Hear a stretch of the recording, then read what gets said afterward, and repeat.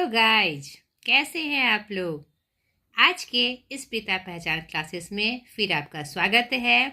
बहुत बहुत शुभकामनाएं। आपका जो लक्ष्य है यूजीसी नेट जेआरएफ 2025 जून 2025 का, वो आपका सफल रहे। तो आज के इस पिता पहचान क्लासेस में मैं लेके आई हूँ यूजीसी नेट जेआरएफ जून 2025 के सीरीज में। आज मैं लेकर आई हूँ पेपर 2 यूजीसी नेट का जो हिंदी, क्योंकि मैं हिंदी पढ़ाती हूँ आपको, तो पेपर 2 में आज हिंदी में का जो सिलेबस है शॉर्टकट में वह देखिए। उसके बाद एक एक कर हम पूरा विवरण देखेंगे। नहीं तो आज मैं आपको बताने वाली हूँ इन शॉर्ट में हिंदी का पेपर का जो 10 यूनिट है हमारा, जो मैंने पहले बताया है कि दोनों पेपर का 10-10 यूनिट है, वह मैं बताऊंगी। और आज यूनिट 1 का कुछ पार्ट्स हम कंप्लीट करेंगे। आज यूनिट 1 का हिंदी का हमारा डे 1 कंप्लीट हो जाएगा। तो फटाफट आप पेपर 2 हिंदी का जो सिलेबस है, जो आप शायद जानते भी होंगे, फिर भी मैं रिवीजन के रूप में इसे लेकर आई हूँ। इसे आप जान लीजिए। अगर जान रहे हैं तो बहुत अच्छी बात, नहीं जान रहे हैं तो जान लीजिए। पेपर 2 हिंदी में भी 10 यूनिट होते हैं। यूनिट 1 में हिंदी भाषा और उनका विकास, जिसमें खड़ी बोली, ब्रज और अवधि की विशेषताएं विशेष रूप से हमारे सिलेबस का हिस्सा है। दूसरा है एक यूनिट 2 में हिंदी साहित्य का इतिहास, जिसमें हिंदी साहित्य की गद्य विधाओं की चर्चा होगी। यूनिट 3 में साहित्य शास्त्र, यूनिट 4 में आपकी वैचारिक पृष्ठभूमि, और यूनिट 5 में हिंदी कविता का रूप, यूनिट 6 में हिंदी उपन्यास, यूनिट 7 में हिंदी कहानी, यूनिट 8 में हिंदी नाटक, और यूनिट 9 में हिंदी निबंध, और यूनिट 10 हमारा होगा आत्मकथा, जीवनी एवं अन्य विधाएं। तो ये शॉर्टकट में इसका सिलेबस है। अब फिर एक एक करके जब मैं यूनिट आपको पढ़ाऊंगी तो उसमें फिर उस यूनिट का जो अपना पार्ट है, नहीं उपपाठ जिसको बोल सकते हैं, है वह मैं आपको क्लियर करते हुए बताते जाऊंगी। और पूरे डिटेल से एक भी बात, आपके सिलेबस की एक भी बात नहीं छूटेगी। तो आपको मन लगाकर पूरी तन्मयता के साथ आपको आपकी पढ़ाई स्टार्ट कर देनी है। और मेरी यह कोशिश रहेगी कि एकदम पूरे अच्छे से, यानी कि हर तरह से एक भी प्रश्न आपका ना छूटे और एक भी विषय वस्तु आपके सिलेबस से संबंधित ना छूटे और आप उसे समझे भी। ठीक है, तो मेरी मेहनत इस तरफ है। और फिर से वही बात दोहरा रही हूँ मैं कि मेरी बातें और बच्चों तक पहुँचे, और भी आकांक्षी तक पहुँचे, और भी यूजीसी नेट की तैयारी करने वाले उस कैंडिडेट तक पहुँचे। इसके लिए प्लीज़ मेरे चैनल को लाइक करें, शेयर करें, सब्सक्राइब करें और मुझे सपोर्ट करें। तो चलिए अब स्टार्ट करते हैं यूनिट 1 में और कौन कौन से पॉइंट्स हैं उसे देखते हुए। आज हमारे पेपर 2 का हिंदी यूनिट 1 का पॉइंट्स। आज डे 1 में हिंदी भाषा और उनका विकास। यह यूनिट 1 का जो फुल सिलेबस है वह आपके सामने है। आपको कंफ्यूज नहीं करना है। मैंने इससे पहले आपको क्या बताया, पूरे जो हिंदी का पेपर 2 का टोटल यूनिट था, 10 यूनिट का मैंने आपको प्रारूप दिखाया। अब अलग अलग यूनिट का डिटेल से जो फुल सिलेबस है वह मैं आपको कराते चलूँगी। ठीक है, तो ये यूनिट 1 में हिंदी भाषा और उनका विकास, जो यूनिट 1 है आपका, यह उसका फुल सिलेबस है। ये इसके प्रमुख बिंदु हैं। तो आज डे 1 में मैं आपको 3 बिंदुओं पे डिटेल से चर्चा करूंगी, आपको समझाऊंगी, आपको अच्छे से समझना है। तो फुल सिलेबस में हिंदी की ऐतिहासिक पृष्ठभूमि, हिंदी का भौगोलिक विस्तार, हिंदी के विविध रूप, हिंदी का भाषिक स्वरूप, हिंदी भाषा के प्रयोग के विविध रूप, और देवनागरी लिपि।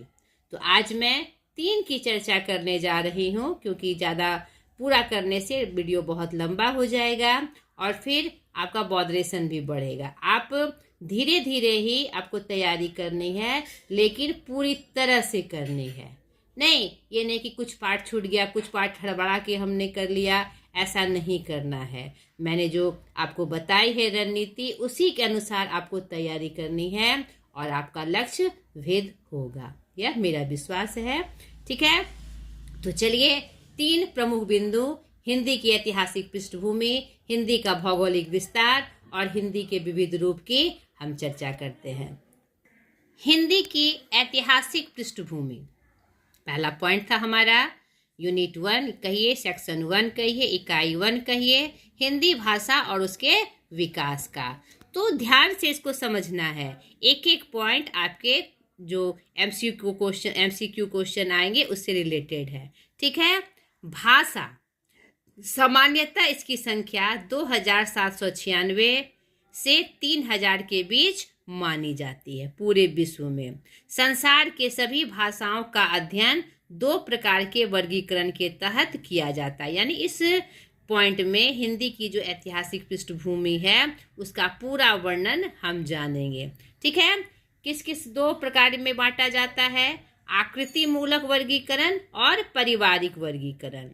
विश्व में भाषा परिवार की संख्या को लेकर विभिन्न मत है। ठीक है, सबने अलग अलग मत दिए हैं इसमें। भोलानाथ तिवारी एवं फॉन हुकबोल्ट ने 13 और जो फ्रिडिश क्यूलर है उन्होंने 100 भाषा परिवार की चर्चा की है। लेकिन निर्वाधित रूप से 4 भौगोलिक क्षेत्र के अंतर्गत 18 भाषा परिवारों को महत्व दिया गया है। तो 4 ये भौगोलिक क्षेत्र हैं जिसमें 18 भाषा परिवार पूरे विश्व में भाषाओं के रूप में बटे हुए हैं। ठीक है, आपको ये याद रखना है। कौन कौन सा भौगोलिक क्षेत्र है ये? यूरेशिया, जिसमें यूरोप और एशिया आता है, जिसे हम जानते हैं कि उसे यूरेशिया के नाम से जाना जाता है। अफ्रीका भूखंड, प्रशांत महासागरीय भूखंड और अमेरिका भूखंड। तो ये जो आप ये प्लॉट है ना, हिंदी को जानने से पहले भाषाओं का क्या रूप है उसे जानना जरूरी है, इससे भी सवाल बनते हैं। तो पूरे विश्व में 4 भौगोलिक क्षेत्र और 18 भाषा परिवारों को निर्वाधित रूप से माना गया है। भारोपीय परिवार के अन्य नाम इंडो जर्मनिक, ठीक है, भातर हिंदी परिवार और आर्य परिवार के नाम से जाना जाता है। यानी इस पॉइंट में हमको हिंदी की पूरी ऐतिहासिक पृष्ठभूमि की जानकारी लेनी है। ध्वनि के आधार पर भारोपीय परिवार के 10 शाखाओं को सतम व केंदुम 2 भागों में बांटा गया है। भारत ईरानी के 3 वर्गों का उल्लेख गियर्सन ने किया है, ईरानी, दरद और भारतीय आर्य भाषा। ठीक है, इसी से हमारे हिंदी का उद्भव भी होगा। तो ये 3 पॉइंट भी आपके लिए बहुत इम्पोर्टेंट है कि भारोपीय परिवार हमारे जो भाषा परिवार हैं उसमें से भारोपीय परिवार से और क्या कहते हैं भारत ईरानी की जो 3 वर्ग हैं उसमें भारतीय आर्य भाषा से हमारे हिंदी का उद्भव होता है। ठीक है, आगे देखिए, भारतीय आर्य भाषाओं को 3 भागों में विभाजित किया गया है। हमारी हिंदी आर्य भाषा भारतीय आर्य भाषा परिवार का ही विस्तृत रूप है। ठीक है, भारतीय आर्य भाषाओं की उत्पत्ति प्राचीन काल से ही हो गई थी। अधिकांश विद्वान यह मानते हैं कि लगभग 2400 ईस्वी पूर्व आर्य भारत आए थे। तो पूरे आर्य क्या कहते जो भाषा है भारतीय आर्य, उसे 3 भागों में बांटा गया है, प्रमुख 3 भागों में। प्राचीन भारतीय आर्य भाषा, मध्यकालीन भारतीय आर्य भाषा और आधुनिक आर्य भाषा। ठीक है, अरे तो इसका काल याद रखना आपको बहुत इम्पोर्टेंट है। यह 2000 यानी 1500 से 500 ईस्वी पूर्व तक यह मानी जाती है। इसके 2 रूप हैं, एक एक करके हम जाने, ध्यान से इसको समझते हुए आपको देखना है इसको।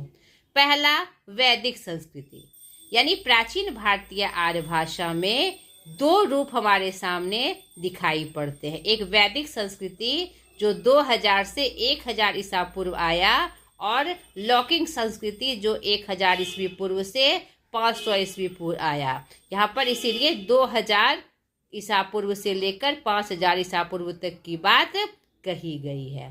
ठीक है, तो वैदिक संस्कृत में हमारे वेद, उपनिषद, ब्राह्मण ग्रंथ आदि आए और लौकिक संस्कृत में हमारे रामायण, महाभारत और कालिदास रचित या अन्य विद्वानों द्वारा रचित नाटक एवं ग्रंथ आते हैं। जो सेकंड पार्ट है इसका, मध्यकालीन भारतीय आर्य भाषाएं, जो 5000 ईस्वी पूर्व से 1000 ईस्वी पूर्व तक मानी जाती है। ठीक है, ये बहुत इंपॉर्टेंट पार्ट है। इसके 3 रूप हमारे सामने प्रस्तुत होते हैं। पहला पाली, दूसरा प्राकृत और तीसरा आगे देखेंगे हम अपभ्रंश के रूप में। ठीक है, और तीसरा है आधुनिक भारतीय आर्य भाषाएं, जो 1000 ईस्वी से अब तक हमारे साथ चली आ रही है। तो मध्यकालीन का जो 3 रूप है, पाली, प्राकृत और अपभ्रंश। तो पाली क्या है, 5000 ईस्वी पूर्व से 1 ईस्वी पूर्व तक बुद्ध की, और पाली क्या है, बुद्ध की शिक्षा और साहित्य। पाली भारत की प्रथम देश भाषा है। श्रीलंका या सिंघल के लोग पाली को मागधी भी कहते हैं। ठीक है, ये पाली से संबंधित कुछ बातें थी, इंपॉर्टेंट बातें थी। दूसरा प्राकृत सौरसेनी, जो 1वीं ईस्वी पूर्व से 500 ईस्वी पूर्व तक मानी जाती है। आगे देखिए, जैन शिक्षा महावीर स्वामी। प्राकृत क्या है, हमारी जैन शिक्षा, और जो महावीर स्वामी द्वारा दिया गया था वह उसी का पाली में प्राकृत में हम जानते हैं। प्राकृत मथुरा या सूरसेन जगहों के आसपास बोली जाती है। यह मध्य देश की प्रमुख भाषा थी। यह पॉइंट भी आपको याद रखना है। यह बातें हम किसके स्वरूप में जान रहे हैं, प्राकृत के रूप में। प्राकृत के 5 स्वरूप हैं। प्राकृत के कितने स्वरूप हैं, 5 स्वरूप। सौरसेनी प्राकृत मध्य प्रदेश में सुरसेन प्रदेश के अंतर्गत प्रचलित है। पैसाची, महाराष्ट्री, मागधी और अर्धमागधी। ठीक है, इसी का अगला रूप हमारा अपभ्रंश है। किसका, मध्यकालीन आर्य भाषा का अपभ्रंश, जिसे अवहट भी कहा जाता है, पुरानी हिंदी भी कहा जाता है और संधिकालीन भाषा के रूप में भी इसे जाना जाता है। ये आपको इम्पोर्टेंट रूप से याद रखनी है।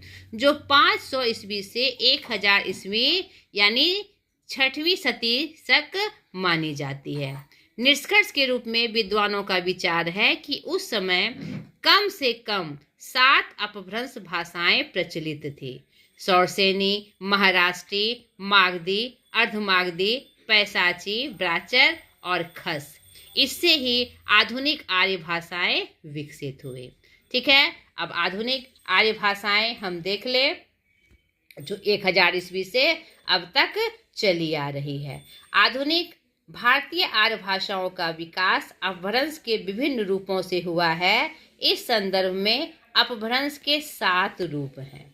ठीक है, यहाँ पर अपभ्रंश के 7 रूप, जो आधुनिक भारतीय आर्य भाषाओं का रूप है, उसे हम देख लें, जो हमारे सामने 7 रूप में आते हैं।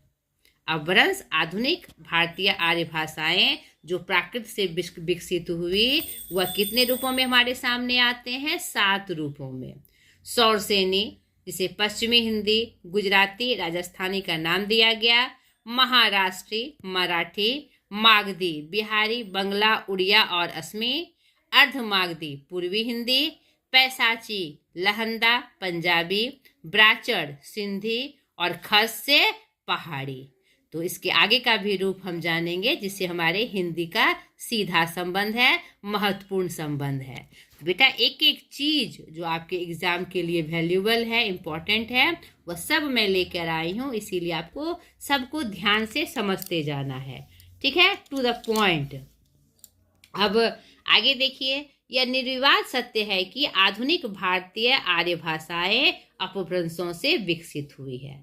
ठीक है, यह पॉइंट आपको विशेष रूप से याद रखनी है। एकदम निर्विवाद सत्य है ये कि आधुनिक जो भारतीय भाषाएं जिसका रूप आज हम देख रहे हैं, वह कहाँ से विकसित हुई है, अपभ्रंशों से विकसित हुई है। अब यहाँ पर देखिए, शुरू में मैंने छोड़ दिया था, भारत में मुख्यतः 4 भाषा परिवार है। जो भारोपीय की चर्चा मैं अभी कर रही थी, ईरानी भारोपीय, भारत में मुख्यतः कितने भाषा परिवार हैं, 4, और ये पूरे विश्व में 18। ठीक है, एकदम निर्विवाद रूप से माने गए। 4 भूखंडों में 4 फिजिकल एरिया जो है हमारा, उस एरिया में 4 भूखंड में 18 भाषाओं की चर्चा की गई है। और भारत में मुख्यतः 4 भाषा परिवार है। ठीक है, यहाँ कंफ्यूज नहीं करिएगा कि ये 4 कहाँ से आ गए। पूरे विश्व की बात में 18 भाषा परिवार थे और भारत में 4 भाषा परिवार, भारोपीय, द्रविड़, आस्ट्रिक, चीनी, तिब्बती। भारत में सबसे अधिक भारोपीय भाषा परिवार यानी 73% लगभग की भाषा बोली जाती है। ठीक है, 4 भाषा परिवार में सबसे ज़्यादा महत्व किसका है? भारोपीय भाषा परिवार का, जिसके प्रतिशत कितना बोला जाता है? 73%। ठीक है, विश्व में बोले जाने वाले भाषा परिवारों की विवेचना थोड़ा हम देख ले।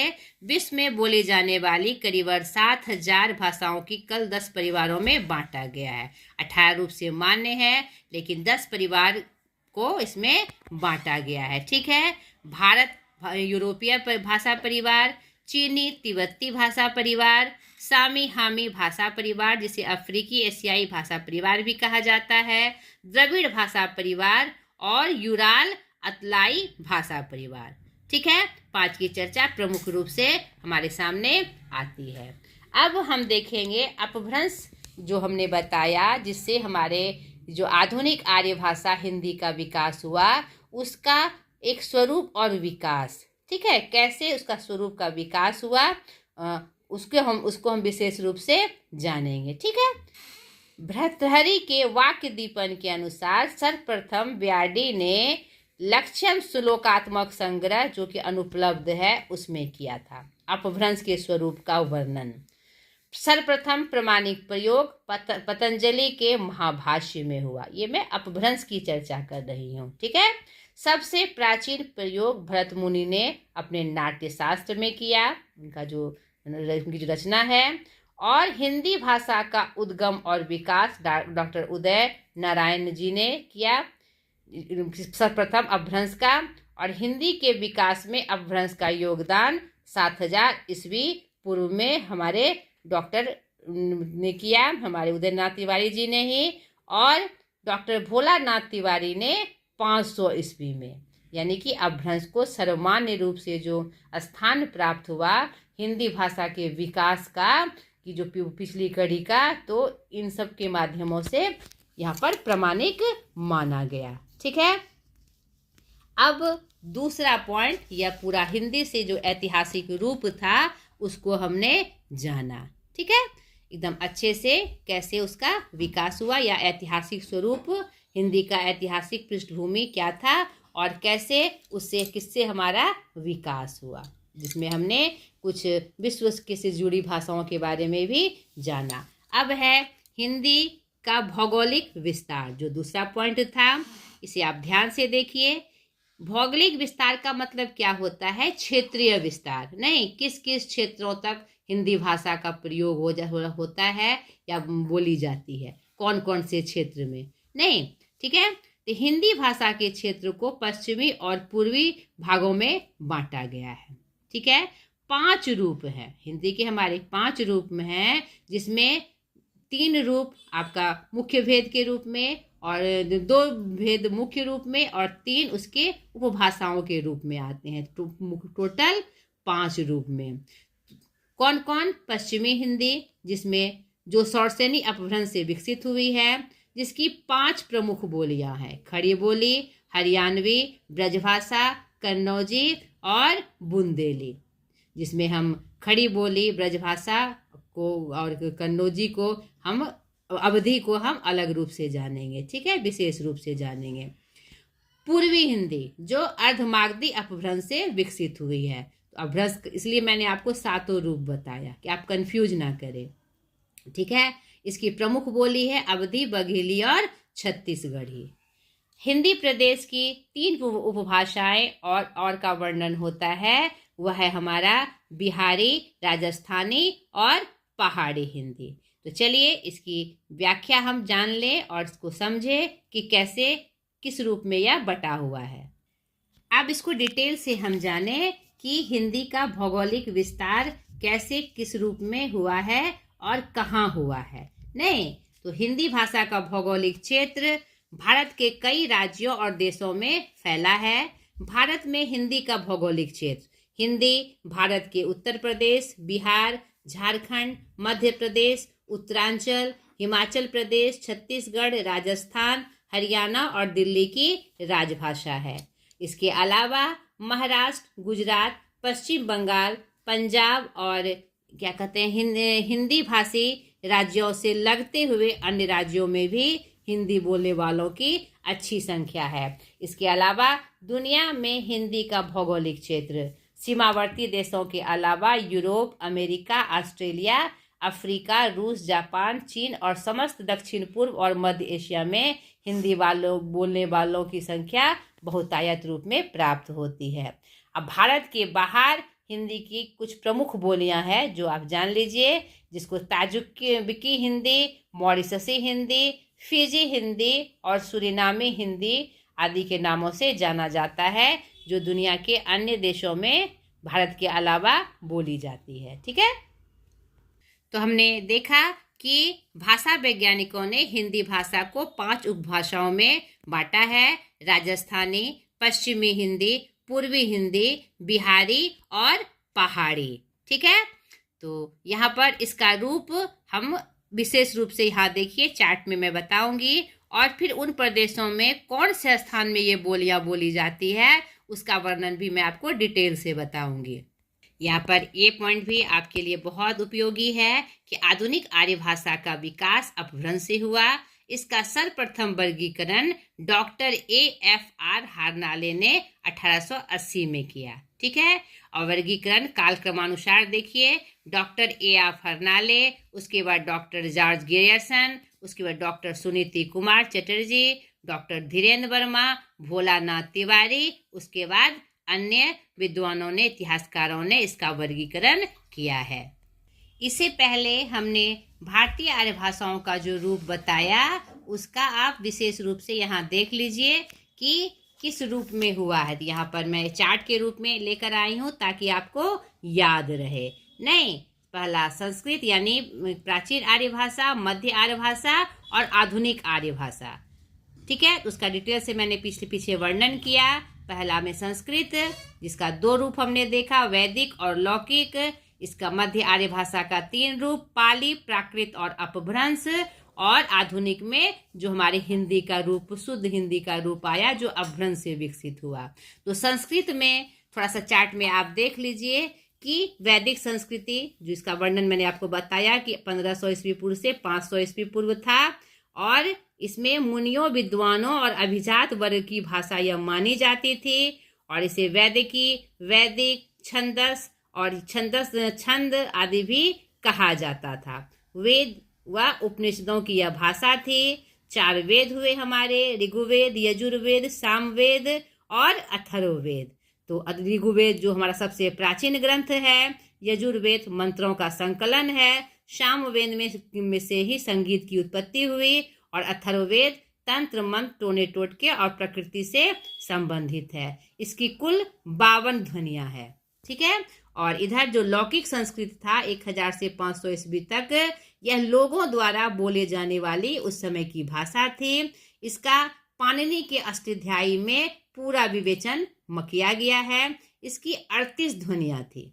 ठीक है, 4 ध्वनियों का इसमें 48 ध्वनियां थी, जिसमें 4 ध्वनियों का इसमें लोम बताया गया है। इसमें 52 थी और इसमें कितनी थी? 48 थी। यह बात भी आपको विशेष रूप से याद रखनी है। तो मध्यकालीन भारतीय जो आर्य भाषा थी, पहली भाषा जो पाली थी, इसे प्रथम प्राकृत भी कहते हैं, जिसमें त्रिपिटक ग्रंथों की रचना हुई। सुत्त पिटक, विनय पिटक और अभिधम्म पिटक। और ये मैंने आपको बताया, यह बुद्ध के उपदेशों का संग्रह है। और त्रिपिटक का अर्थ क्या है? बुद्ध के उपदेशों का संग्रह, चाहे वह सुत्त पिटक हो, विनय पिटक हो या अधिधम्म पिटक हो। पाली भारत की प्रथम देश भाषा भी मानी जाती है। सुत्त पिटक क्या है? साधारण बातचीत के ढंग पर दिए गए बुद्ध के उपदेशों का संग्रह है। विनय पिटक क्या है? संघ संचालन के लिए दी गई शिक्षाएं विनय पिटक में प्राप्त होती है। और अभिधम पिटक धर्मों का विशद विश्लेषण है। यह बात भी आपको याद रखनी है। दूसरी जो पाली के बारे में हमने बताया, पाली में जो कुछ रचित साहित्य है उसका वर्णन यहाँ पर मैं लेकर आई हूँ। त्रिपिटक, अट्ठ कथा साहित्य, मिलिंद पन्नहो, दीपवंश और महावंश, ये पाली में रचित कुछ साहित्य हैं। पाली का प्रचार उत्तरी भारत, बर्मा, तिब्बत, चीन आदि देशों में हुआ। पाली के 3 व्याकरण ग्रंथ हमें प्राप्त होते हैं: कच्चान व्याकरण, मेमल्लान व्याकरण और सदनीति। कच्चान व्याकरण के रचयिता महाकच्यान माने जाते हैं। इन्होंने सर्वप्राचीन पाली व्याकरण है, ठीक है। यह बौद्ध धर्म की भाषा है। दूसरा प्राकृत, जिसे द्वितीय प्राकृत भी कहा गया। प्रथम प्राकृत किसे कहा गया? पाली को। ये बात भी आपको याद रखनी है। प्राकृत प्राचीनतम प्रचलित जन भाषा है। इसका अर्थ पहले से बनी हुई नहीं। जब प्राय सब विद्वानों ने स्वीकार कर लिया है कि प्राकृत की उत्पत्ति संस्कृत से हुई है। इसे साहित्यिक प्राकृत भी कहते हैं, ठीक है। इसका सर्वप्रथम भरत मुनि ने नाट्य शास्त्र में इसे सिद्ध किया। प्राकृतिक व्याकरणों में सर्वप्रथम नाम वरुचि, जो 7वीं शती में हुए, का आता है। इनके व्याकरण का नाम प्राकृत प्रकाश है। इसमें 12 परिच्छेद हैं। हेमचंद को प्राकृत का पाणिनि माना गया है। इन्होंने प्राकृत भाषा नामक ग्रंथ लिखा, प्राकृत व्याकरण नामक ग्रंथ लिखा, ठीक है। जैन धर्मावलंबियों की यह भाषा थी, यह मैंने पहले भी बताया, जिसमें राग, राक्षक समूह आदि आते हैं, ठीक है। तीसरी भाषा अपभ्रंश, जिसे तृतीय प्राकृत के रूप में जाना जाता है। यह मध्यकालीन भारतीय आर्य भाषा और आधुनिक जो हिंदी है आर्य भाषा के बीच की कड़ी है, इसीलिए इसे विद्वानों ने संधिकालीन भाषा कहा। इसके सबसे प्राचीन उदाहरण भरत मुनि का नाट्यशास्त्र में मिलता है, जिसमें अपभ्रंश को विभ्रष्ट कहा गया है, ठीक है। ये बात भी आपको याद रखनी है। आचार्य किशोरी दास वाजपेयी ने इसे न भाषा कहा है, न भाषा कहा है। अपभ्रंश की 3 मुख्य कवि हमारे यहाँ पर साहित्य में उसका वर्णन प्राप्त होता है। स्वयंभू, जो अपभ्रंश के वाल्मीकि भी कहलाते हैं, 7वीं 8वीं शती में। पुष्पदंत 10वीं शती में। और धनपाल जी की का नाम 3 मुख्य कवियों में अपभ्रंश के रूप में आता है। अबहट्ट अपभ्रंश का ही परिवर्तित रूप है। इस शब्द का सर्वप्रथम प्रयोग जेतेश्वरी ठाकुर ने वर्ण रत्नाकर में किया था। तो अबहट्ट कहले, अपभ्रंश कहले, देसी हिंदी कहले, आधुनिक हिंदी का पिछला रूप कहले, यह किससे हमें प्राप्त होता है? अपभ्रंश से प्राप्त होता है। अब जो 5 प्रमुख बोलियां हमने आपको चर्चा की, अभी तुरंत हमने बताया यहाँ पर कि जो 5 प्रमुख बोलियां हैं हिंदी का, उसका आप चार्ट में देख लीजिए कि किस रूप में उसका वर्णन हमें प्राप्त होता है, ठीक है। यहाँ पर पहला हिंदी की जो बोलियां है सौरसेनी अपभ्रंश से विकसित हुई है। दूसरा अर्धमागधी अपभ्रंश से विकसित हुई है। और तीसरा मागधी अपभ्रंश से।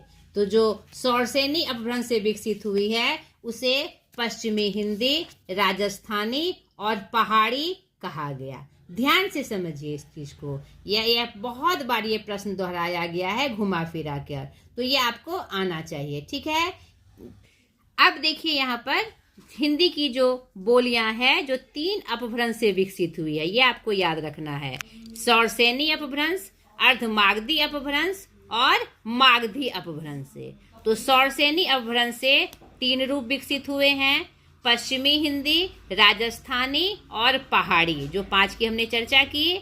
अर्धमागधी से पूर्वी हिंदी और मागधी से बिहारी हिंदी। ये आपको याद रखना है, 5 रूप: पश्चिमी, पूर्वी, राजस्थानी, पहाड़ी और बिहारी। तो सौरसेनी अपभ्रंश से 3 विकसित हुए हैं, अर्धमागधी से 1, पूर्वी और मागधी से बिहारी हिंदी। अब उसकी जो अलग अलग बोलियां हैं उसको आपको ध्यान से देखना है बेटा। ध्यान से देखिए कि पश्चिमी हिंदी में के जो रूप हैं उसमें 5 प्रमुख बोलियों का जिक्र आता है। ध्यान से देखिए, जो मैंने चार्ट बनाया है आपको समझने के लिए। पश्चिमी हिंदी से के जो 5 प्रमुख बोलियां हैं, एक है आकार बहुला, एक है ओकार बहुला। वो भी मैं आपको बताऊंगी आकार बहुला ओकार बहुला क्या होती है।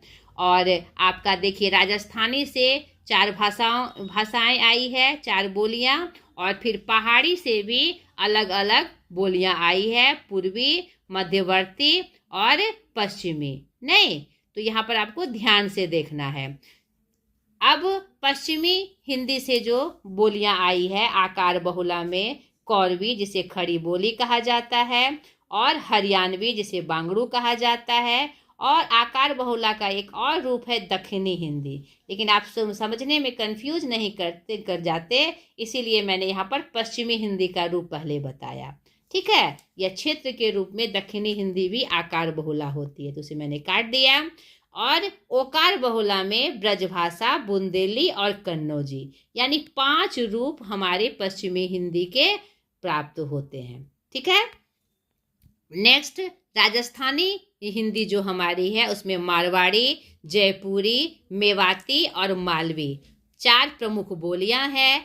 पहाड़ी हिंदी में हमारा पूर्वी, मध्यवर्ती और पश्चिमी। ठीक है, तो पूर्वी जो पहाड़ी बोली है उसमें नेपाली भाषा, और मध्यवर्ती जो है उसमें कुमाऊनी और गढ़वाली, और पश्चिमी में हमारा हिमाचल की जो बोलियां हैं वह आती है। ठीक है, उसके बाद अर्धमागधी अपभ्रंश से पूर्वी हिंदी, जिसमें 3 प्रमुख बोलियां हैं, अवधी, बघेली और छत्तीसगढ़ी। और मागधी अपभ्रंश से जो बिहारी हिंदी का उद्भव हुआ है उसमें प्रमुख 3 बोलियां हैं, भोजपुरी, मगही और मैथिली। ये बात आपको बेटा डिटेल से अच्छे से याद रखनी है। अब देखिए, जो मैं आकार बहुला ओकार बहुला बता रही थी उसका जो रूप होता है, नहीं, यहाँ पर मैं खड़ी बोली ब्रज और अवधि की विशेषताओं के रूप में इसे लेकर आई हूँ। खड़ी बोली ब्रजभाषा और अवधि का, ठीक है, किस अपभ्रंश से विकसित हुई है, इसे क्या कहा जाता है, नहीं, और सौरसेनी अपभ्रंश से पश्चिमी और ब्रजभाषा दोनों एक ही पश्चिमी से हुए हैं। उसका स्वर कैसे होगा, उस रूप में आकार बहुला ओकार बहुला किस अक्षर की प्रमुखता होती है और किस रूप में वह बोली जाती है। ठीक है, उसका वर्णन यहाँ पर मैंने किया है, आप इसे स्क्रीनशॉट लेकर अच्छे से पढ़िएगा और समझने की कोशिश करिएगा। ठीक है, पूरा वर्णन ओकार बहुला और आकार बहुला का मैं यहाँ पर लेकर आई हूँ। तो हमने देखा कि जो 5 उपभाषाएं थी हमारी हिंदी की, उसकी जो अलग अलग जो बोलियां थी उसको हमने देखा। अब उन बोलियों की, हिंदी प्रदेशों की हिंदी बोलियां और वो स्थान जहाँ पर ये प्रमुख रूप से बोले जाते हैं उसे आप ध्यान से देखिए। पहला पश्चिमी हिंदी जो सौरसेनी अपभ्रंश से हुई है। कौन सी प्रमुख 5 बोली है इनकी, खड़ी बोली, ब्रजभाषा, हरियाणवी, बुंदेली और कन्नौजी। अब देखिए उसका कौन कहाँ यह बोली जाती है। खड़ी बोली जिसे कौरवी भी कहा जाता है, देहरादून, सहारनपुर, मुजफ्फरनगर, मेरठ, बिजनौर, रामपुर और मुरादाबाद आदि में। ब्रजभाषा आगरा, मथुरा, छत्तीसगढ़, मैनपुरी, एटा, हाथरस, बदायूं, बरेली, धौलपुर आदि में। इसी प्रकार सबका नाम यहाँ मैं लेकर आई हूँ, आप इस स्क्रीनशॉट लेकर अच्छे से देख लीजिए। ठीक है, मैं बोलूँगी तो वीडियो बहुत लंबा हो जाएगा। कन्नौजी का स्थान आप देख लीजिए। उसके बाद पूर्वी हिंदी जो अर्धमागधी अपभ्रंश से विकसित हुई है। अवधी भाषा कौन कौन से क्षेत्र में बोली जाती है, कानपुर, लखनऊ, बाराबांकी, उन्नाव आदि आदि आदि। बघेली यानी 2 इसकी प्रमुख भाषा, 3 भाषा जो थी, अवधी, बघेली और छत्तीसगढ़ी। नहीं, तो ये देखिए कौन कौन से क्षेत्रों में यह बोली जाती है। ठीक है, ध्यान से आप इसको देखिए और आपको एकदम इसका बार बार अभ्यास से आपको यह याद हो जाएगा कि किस क्षेत्र में कौन सी भाषा प्रसिद्ध थी। उसके बाद राजस्थानी आप देख लीजिए, जिसमें 4 बोलियां आई थी। मारवाड़ी जो जोधपुर, पाली, जैसलमेर, बाड़मेर, नागौर और बीकानेर आदि में बोली जाती है। यह राजस्थान की सबसे बड़ी बोली है, यह बात आप याद रखिएगा। और मारवाड़ी भाषा को राजवाड़ी भाषा का मानक रूप माना जाता है। मानक रूप क्या होता है मैं आगे बता रही हूँ इसको। जयपुरी देखिए कहाँ कहाँ बोली जाती है, आप स्क्रीनशॉट लेकर इसे लिख लीजिएगा, अच्छे से ध्यान में रख लीजिएगा। मेवाती कहाँ कहाँ बोली जाती है, मालवी कहाँ कहाँ बोली जाती है। उसके बाद पहाड़ी, पहाड़ी को 3 भाग में बांटा गया। पूर्वी पहाड़ी जिसमें नेपाली आती है, तो नेपाल के अलावा कहाँ कहाँ बोली जाती है ये देख लीजिए। मध्यवर्ती पहाड़ी जिसमें कुमाऊनी और गढ़वाली आती है, ये कुमाऊनी गढ़वाली कहाँ कहाँ बोली जाती है वो देखिए आप। उसके बाद पश्चिमी पहाड़ी जिसमें हिमाचल प्रदेश की बोलियां आती है, जिसमें कोगड़ी, पहाड़ी, मेंडियाली, डोगरी, भोजपुरी आदि की भाषा का हमें ज्ञान प्राप्त होता है। उसके बाद बिहारी जिसमें 3 प्रमुख भाषा थी हमारी, भोजपुरी, मगही और मैथिली, जो इंडो आर्यन भाषा है, यह याद रखिएगा बिहारी। तो ये कहाँ कहाँ बोली जाती है, बिहार, उत्तर प्रदेश और झारखंड में। तो देखिए बिहार में कहाँ, उत्तर प्रदेश में कहाँ और झारखंड में कहाँ बोली जाती है। मगही का भी रूप देख लीजिए, बिहार, झारखंड और पश्चिम बंगाल में। पश्चिम बंगाल में मालदा जिले में, और बिहार में कहाँ, झारखंड में कहाँ। आप इसे स्क्रीनशॉट लेकर लिख लीजिएगा, जरूर से लिख लीजिएगा। और फिर मैथिली देखिए, बिहार एवं झारखंड एवं नेपाल में कहाँ कहाँ बोली जाती है, मैंने पूरा वर्णन लिखा है। इसके अलावा हिंदीतर प्रदेशों की जो हिंदी बोलियां थी उसका भी जिक्र मैंने किया है, बम्बईया हिंदी, कलकत्तिया हिंदी और दक्षिणी हिंदी। यही दक्षिणी हिंदी की मैं चर्चा कर रही थी, जिसे मैंने काटा था, जो ओकार बहुला है। ठीक है, यहाँ पर देख लीजिए हिंदी भाषा की प्रमुख बोलियों के अन्य नाम, इससे भी हमारे प्रश्न बनते हैं। बोली क्या है और उसका अन्य नाम क्या है, देख लीजिए, इसे भी स्क्रीनशॉट लेकर आप रख लीजिए। हरियाणवी, बांगड़ू, देशवाली, ब्रजभाषा, अंतर्वदो, बुंदेली, बुंदेलखंडी, अवधी, कौशली, बैसवाड़ी, कौरवी, खड़ी बोली, छत्तीसगढ़ी, खलराही, लरिया, बघेली, रिवाई, डिंगल, भाट भाषा और पिंगल को नाग भाषा कहा जाता है। हिंदी की प्रमुख बोलियों का नामकरण और नामकर्ता कौन है यह भी आप देख लीजिए। बोली कौरवी के राहुल शंकरतायन ने नाम दिया है, राजस्थानी भाषा को ग्रियर्सन ने, डिंगल को बांकीदास जी ने, बिहारी को ग्रियर्सन ने, भोजपुरी को रेमंड ने और मैथिली को कोलबुक ने।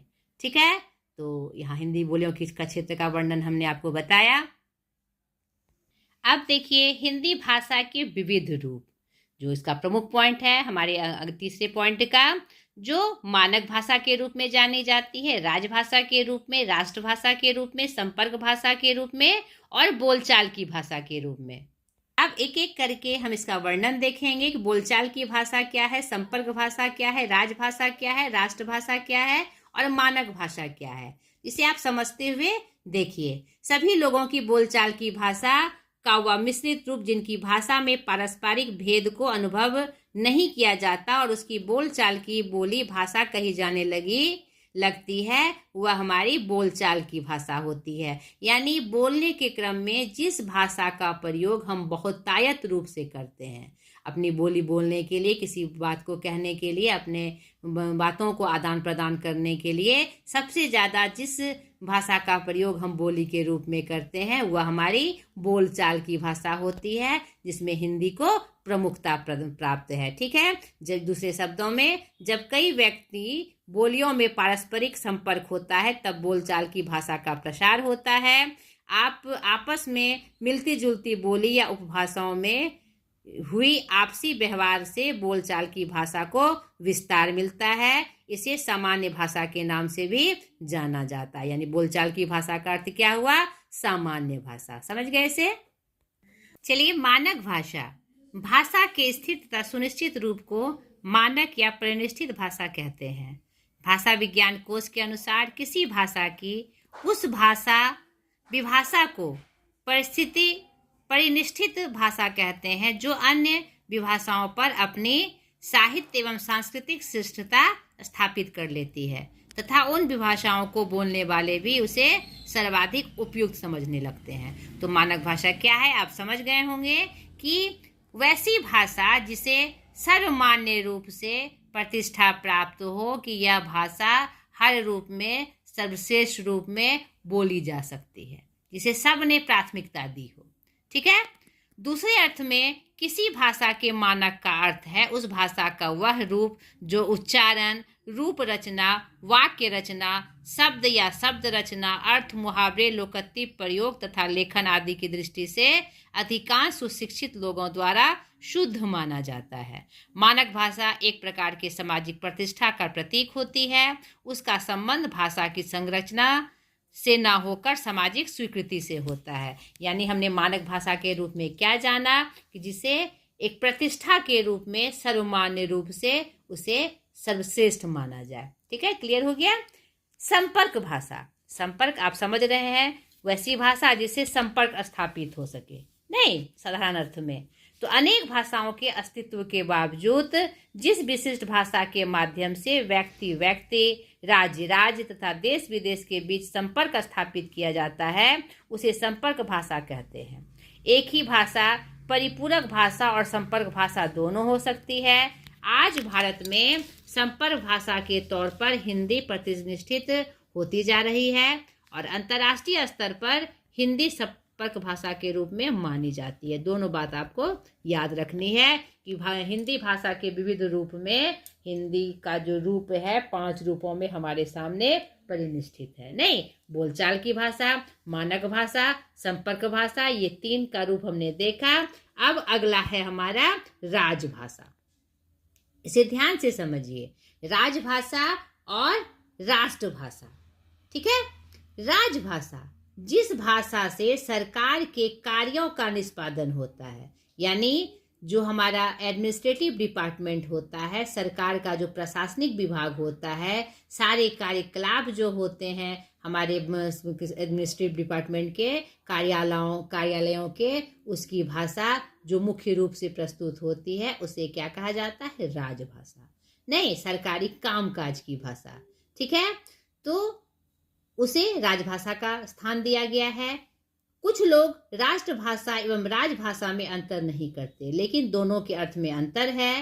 राष्ट्रभाषा सारे राष्ट्र के लोगों की संपर्क भाषा होती है, जबकि राजभाषा सरकार के कामकाज की भाषा।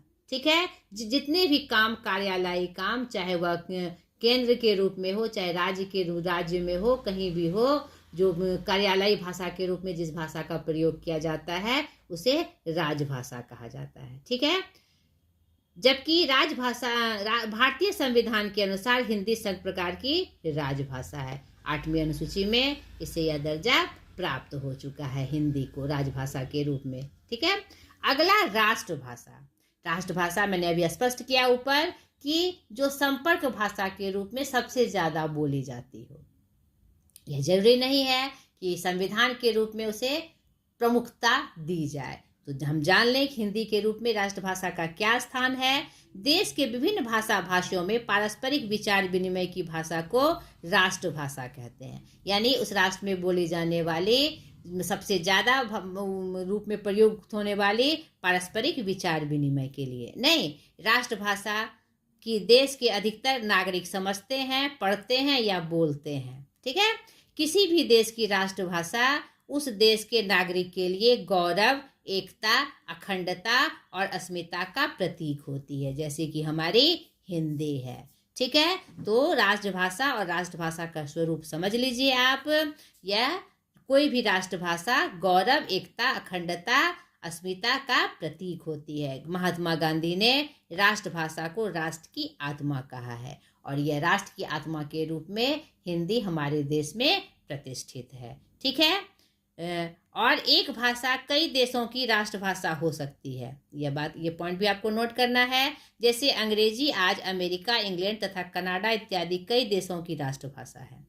ठीक है, संविधान में इसे हिंदी को राष्ट्रभाषा का दर्जा तो नहीं दिया गया, लेकिन इसकी व्यापकता को देखते हुए इसे राष्ट्रभाषा कह सकते हैं। उसका जो मौलिक रूप है, किसी विनिमय के रूप में जो बहुतायत रूप में बोली जाए, जो एकता, अखंडता और गौरव के रूप में हो, जो हमारे अस्मिता के रूप में हो, तो उस रूप में हमारी हिंदी इन बातों को पूरा करती है। तो उसे व्यापकता को, व्यापक रूप से उसके स्वरूप को देखते हुए उसे हम राष्ट्रभाषा कह सकते हैं, लेकिन संविधान में इसे राष्ट्रभाषा का गौरव अभी प्राप्त नहीं हुआ है। तो ये जहाँ पर हिंदी के जो विविध रूप थे उसकी भी चर्चा मैंने की। तो हमने हिंदी में जो यूनिट 1 था हमारा, उसका 3 स्वरूप जो पॉइंट मुख्य बिंदु थे, आज मैंने उसकी चर्चा डे 1 के रूप में की। आशा करती हूँ ये आपके लिए बहुत सहायक हुआ होगा। जब यह यूनिट आपका कंप्लीट हो जाएगा, फिर इससे रिलेटेड जितने भी MCQ क्वेश्चन हैं या प्रीवियस ईयर क्वेश्चन हैं जो मैंने आपको सजेस्ट किया है 22, 23 और 24 का, उसका पूरा आपको अभ्यास करना है। तब आपका इस यूनिट पर जो आपकी पकड़ होगी वो एकदम से मजबूत हो जाएगी। और जब तक आपका एग्ज़ाम नहीं आता तो जैसे आपको समय मिलता है, हर यूनिट की तैयारी करते हुए एक एक सिंगल यूनिट को भी आपको बार बार उसको दोहराना है, अभ्यास करना है। ठीक है, आज तक के लिए इतना ही। ढेर सारी शुभकामनाओं के साथ अगले वीडियो में फिर इसी यूनिट का डे 2 में लेकर आऊँगी, जिसमें 3 पॉइंट की हम चर्चा करेंगे। हिंदी का भाषिक स्वरूप, हिंदी भाषा के विविध रूप और देवनागरी लिपि। नहीं, यहाँ पर एक और चर्चा हमारी रह गई है, ब्रजभाषा का जो अलग रूप था हमने वो नहीं देखा। ठीक है, आज तक के लिए इतना ही। और फिर से वही बात, मेरे चैनल को शेयर करें, सब्सक्राइब करें, शेयर करें, ताकि मेरी बातें और भी कैंडिडेट तक पहुंच सके। बाय।